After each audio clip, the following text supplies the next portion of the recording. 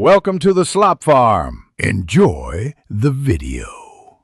You begin by opening Google Maps and selecting the mode you'll use. Enter your origin and destination, then tap a suggested route so editing options appear. Once done, enable satellite or traffic layers to visualize real conditions. This helps you decide where to tweak the path. Make sure to pick the route you want to change before adding stops. From here, you'll add waypoints or drag the route. These first steps place you directly into modifying the path rather than prepping endlessly. Now you adjust the core of the route. On desktop, drag any segment to force maps onto a different road, and on mobile, tap Add Stop to insert waypoints in the order you prefer. Once done adding stops, long press and drag stops to reorder them. This changes travel sequence and ETA. Make sure to open route options to exclude tolls, highways, or ferries when necessary.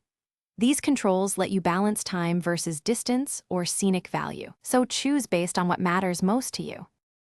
Finalize by reviewing ETA and the turn-by-turn list so you understand each segment. When satisfied, tap Start to begin navigation or save the route to favorites and send it to another device for later. If Maps refuses to accept your edits, make sure to clear app cache, restart the app, or switch to desktop where dragging is more reliable. Sometimes temporary data prevents changes. If traffic reroutes you mid-trip, pause and reapply your preferred waypoints so the route reflects your plan.